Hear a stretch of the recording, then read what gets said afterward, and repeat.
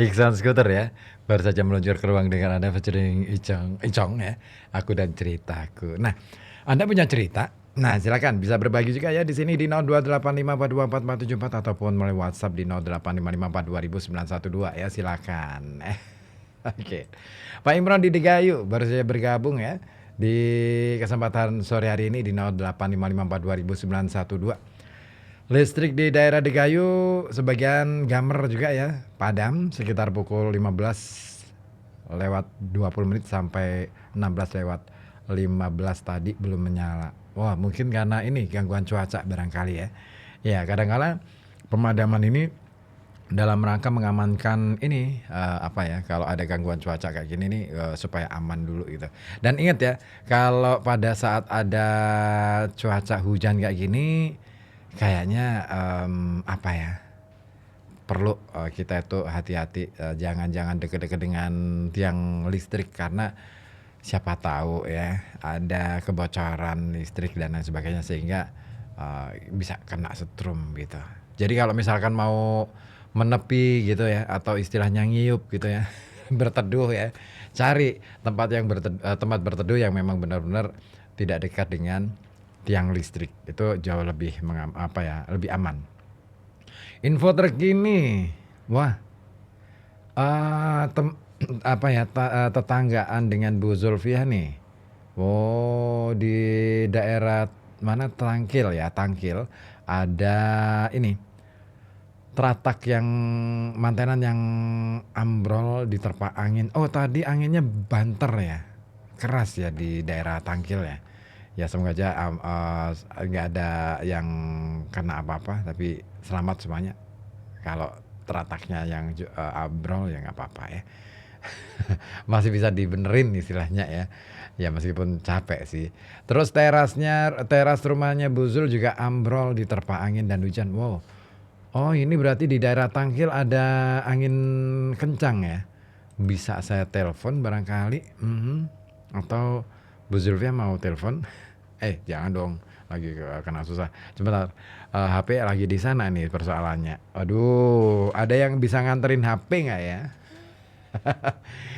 Nggak ada temen nih di sini. Tobi di Kedungu nih memang menang tanpa terkait duniawi, amin. Di kampungku tadi hujan deras, sekarang reda dan ada hujan emosi. Jangan dong. Kendalikan emosi, penting banget. Ya, kita nggak perlu nggak perlu emosi. Tapi di daerah Karanganyar Kulu masih bukan cerah ya, mendung kali ya. Belum turun hujan ya Mas Adi ya. Mas Adi baru kirim kabar nih melalui 0855420912. Oh, di sini di Karanganyar Kulu belum hujan. Wah. Terus dari Pak Imran juga alhamdulillah sudah menyala tadi pada pukul 16 lewat 21 menit. Oke, terima kasih Pak Imran informasinya ya. Oke, berbarengan nih kayaknya nih Adi Kulu. Oke, ya. Nanti aku play ya Tobi Uchiha. Mintanya lagunya Lewat Semesta.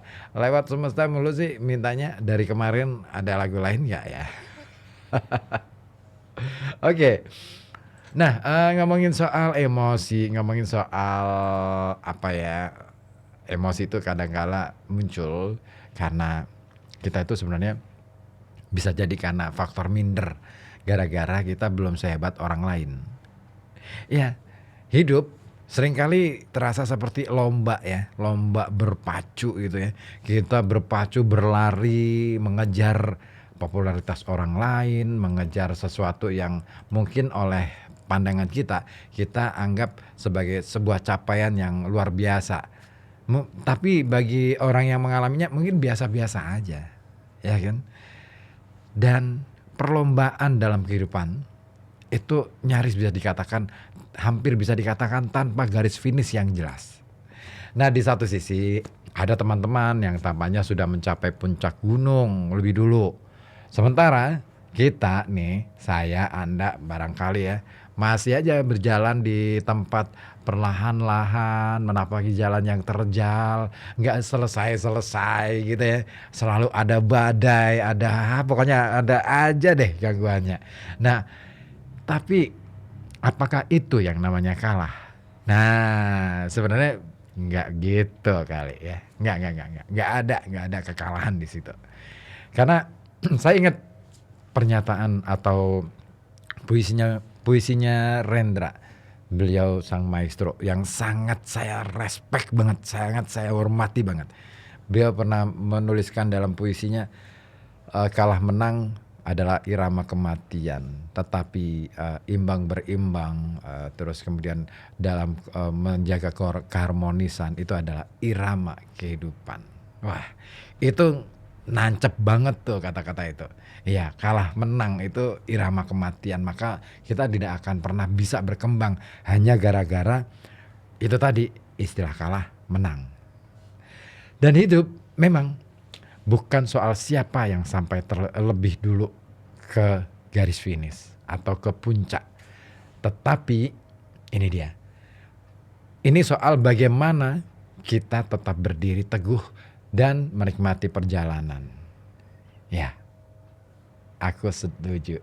I agree dengan ini. Dan ini dia. Perlu nggak sih sikap kita? Bagaimana sih sikap kita ketika kita nonton orang lain itu lebih hebat dari yang kita bayangkan dan kita belum seperti dia? Perlu nggak sih kita minder? Nah itu dia. Makanya kita perlu mengubah yang namanya perspektif hidup adalah versi beta yang belum yang selalu bisa ditingkatkan. Ini penting. Ya, hidup itu tidak perlu sempurna untuk bermakna. Bayangkan saja, Anda seperti aplikasi yang terus diperbarui. Mulai dari versi 10, mungkin belum sehebat yang diharapkan. Tetapi setiap hari kita memiliki kesempatan untuk menjadi lebih baik. Dari siapa? Dari apa? Dari diri sendiri, bukan dari orang lain ya. Alih-alih membandingkan pencapaian dengan orang lain, itu malah justru gak enak banget. Makanya kita lebih fokus saja pada perkembangan kecil yang kita lakukan setiap saat. Dan ingat, hidup adalah perjalanan panjang yang unik bagi setiap orang, setiap individu. Setiap orang punya ceritanya masing-masing. Setiap orang punya permasalahannya dan setiap orang punya cara dia menyelesaikan permasalahan. Makanya orang lain mungkin berada di bab yang berbeda dalam cerita hidup mereka. Jadi fokuslah pada apa yang sedang kita tulis dalam bab kita sendiri. Dengan begitu, kita akan merasa lebih damai dan percaya diri. Jadikan kekurangan kita sebagai bagian dari pesona. Dan ketika kita menerima bahwa hidup kita masih dalam proses, kita bisa membuka ruang, membuka kesempatan untuk berkembang tanpa merasa tertekan oleh standar orang lain. Ya, kita hidup bukan untuk menyamai standar orang lain, tetapi kita hidup untuk menemukan standar kita dan mencapai standar kita. Ya, itu aja. That's it. Nggak ada yang lain. Kemudian, terkadang kebahagiaan sederhana ini sesuatu yang paling sering diabaikan. Ya nggak sih? Contoh nih ya, kita bisa kumpul bersama teman atau sekadar menyapa lewat WhatsApp tanpa ada rasa kikuk, tanpa ada rasa takut, tanpa ada rasa pokoknya yang bikin kita overthinking gitu ya. Itu kadang-kadang kita lupa loh. Itu adalah kebahagiaan loh, rezeki yang luar biasa loh. Kita bisa berhubungan dengan teman tanpa ada perasaan. Ya tadi kayak misalkan Tobi Uchiha ya, ada hujan emosi itu biasanya karena ada sesuatu gitu kan.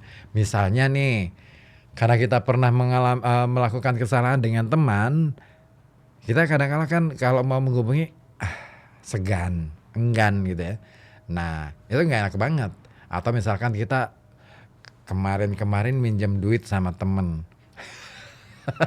terus belum balikin, Nah, gimana tuh rasanya kalau mau ngehubungin lagi? Nggak enak kan? Nah, makanya ketika kita bisa menghubungi teman dengan enak, menyapa, "Hai, apa kabar? Gimana kabar kamu? Lagi di mana? Sibuk apa nih?" Gitu.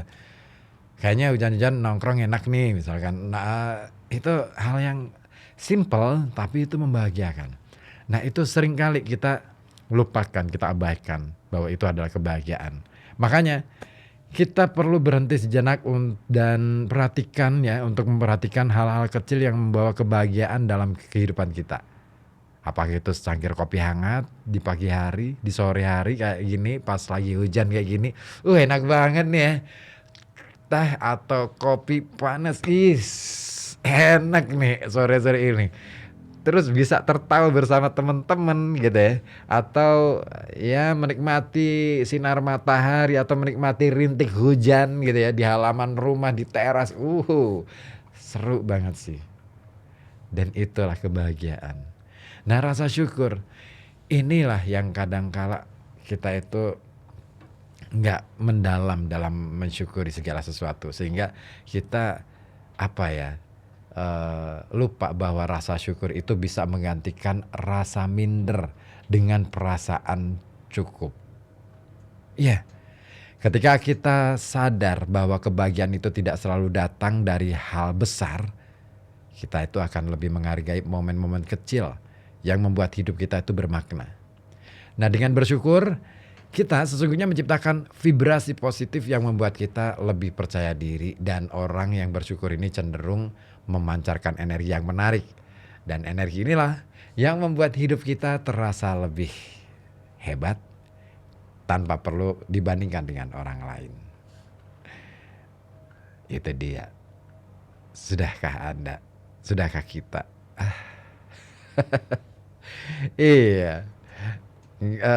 Kalau ditanya kayaknya gimana ya? Tapi gini, ada satu pertanyaan untuk Anda.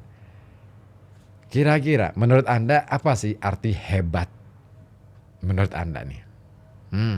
Apakah itu memiliki karir yang gemilang? Misalnya menjadi seorang, ya apapun itulah ya, capaian-capaian yang kelihatannya dahsyat gitu ya. Terus apakah memiliki rumah mewah, itu bisa dikatakan hebat, atau punya mobil mewah, atau justru hidup damai dengan orang-orang yang kita cintai. Hidup damai dengan orang-orang yang kita cintai. Mana kira-kira yang menurut Anda hebat? Ini dia. Ya, seringkali kita terjebak ya. Kita terjebak pada istilah hebat itu dalam skala yang bisa diukur secara tampilan, secara sesuatu yang kelihatan di mata gitu kan. Misalkan pekerjaan nih, orang akan menganggap bahwa pekerjaan yang hebat itu adalah yang punya kriteria A, B, C, D, E, dengan gaji besar, dengan posisi, dengan pokoknya jenjang karir yang besar. Tetapi kita lupa bahwa menjadi apapun, selama dia itu menjalaninya dengan sepenuh hati, dengan pokoknya ketekunan, dengan segala hormat kepada apa yang dia terima, apa yang diberi itu oleh Tuhan kepadanya sebagai anugerah. Saya kira itu jauh lebih bermakna daripada kita mengejar sesuatu yang sebenarnya sifatnya abstrak, absurd, bahkan mungkin nggak real.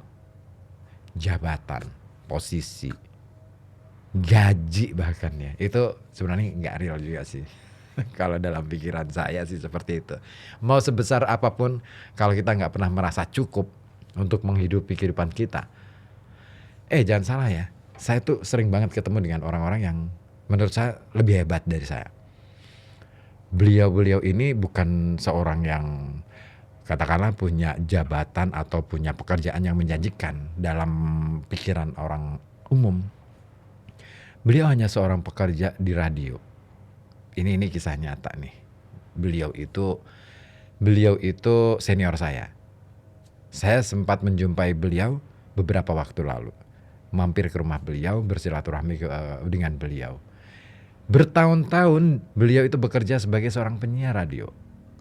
Iya, dia nggak dapat jabatan apapun itu dengan kalaupun misalkan dihitung dengan uang, gajinya nggak seberapa sebenarnya. Lebih, gajinya mungkin lebih kecil daripada seorang buruh pabrik. Iya, yang sekarang UMK-nya aja sudah 2,3 ya. Nah, beliau mungkin nggak mencapai 2,3 juta itu tadi. Tetapi apa yang beliau katakan pada saat saya bertandang ke rumah beliau. Beliau cuma dikatakan, ya alhamdulillah, syukurlah.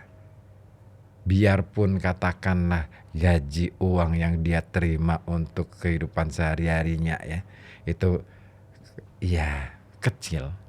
Mungkin nggak cukup untuk kehidupan dalam hitungan kasat mata, itu nggak cukup untuk hidup sebulan. Faktanya beliau bisa membesarkan anak-anaknya, bahkan menyekolahkan, bahkan membuat anak-anaknya jauh lebih sukses dari beliau. Jedep deh. Waktu itu ketika saya mendengarkan pernyataan beliau, wow, it's amazing. Saya ngerasa bahwa wah, ini nih keren, ini nih orang yang aku cari. Bukan untuk mencari motivasi, tetapi saya merasa bahwa wah, iya ya, kenapa sih saya harus masih mengejar-ngejar ini itu dan lain sebagainya. Nikmati aja perjalanan. Kalau misalkan ada yang sempat kita kerjakan, kerjakan. Kalau enggak, ya sudah, lepas. Kadangkala kita perlu melakukan sebuah atau membuat keputusan-keputusan yang berat, tapi itu bisa membuat sebuah keputusan-keputusan yang hebat. Jangan terlalu silau dengan apa yang ada di permukaan. Dan makanya itu tadi, gara-gara cerita itu ya, saya merasa bahwa oke, kita nggak perlu ngerasa minder hanya karena orang lain, teman kita, sahabat kita, orang dekat kita, bahkan mungkin tetangga kita atau kakak kelas kita, teman seperjuangan dulu, satu kelas, satu kampus, itu sekarang sudah lebih hebat daripada kita. Nggak perlu minder, biasa aja. Itu hanya kelihatannya aja. Bisa jadi di dalam hati dia, di dalam pikiran dia ada banyak hal yang perlu dia perlu dia antisipasi dan perlu dia sikapi. Yang bisa jadi juga itu membuat dia nggak nyaman. Nah itu dia. Makanya kita perlu meluangkan waktu untuk merenung dan tentukan apa yang benar-benar penting bagi kita. Jangan biarkan standar orang lain mendikte kehidupan kita. Karena kita tahu apa yang mestinya kita kerjakan. Kita akan lebih fokus dan tidak mudah terganggu oleh pencapaian orang lain. Ya, hidup akan terasa lebih ringan ketika kita hidup sesuai dengan nilai-nilai yang kita yakini. Dan nilai-nilai yang kita yakini itu ya perlu dicoba untuk diimplementasikan dalam sikap kita, cara pikir kita, bahkan tindakan kita. Wah, itu baru yang namanya komit. Takwa itu kayak gitu deh, kalau dalam agama itu kayak gitu deh. Kita sudah mengetahui, sudah meyakini kan, sudah mengetahui, lalu kita lakukan apa yang kita yakini benar dan apa yang kita pahami bahwa itu bukan untuk kita lakukan, ya sudah, jangan ambil itu. So, jadilah diri sendiri dan rayakan setiap langkah kecil yang mendekatkan kita pada versi terbaik dari kehidupan kita. Gitu. Lalu apa lagi kira-kira yang bisa membuat kita itu ngerasa, oke, ini saya. Saya akan balik lagi di sini di Halo Kota Batik ya. Masih di Halo Kota Batik, tapi jangan kemana-mana. Tetap di sini. Tadi ada yang minta siapa tadi? Randy. Oke, saya hadirkan lewat semesta. Bentar, saya masih nyari dulu ya. Oke deh. Untuk siapa tadi? Tobi ya, Tobi Uchiha. Di mana Tobi? Di rumahnya. Lewat semesta.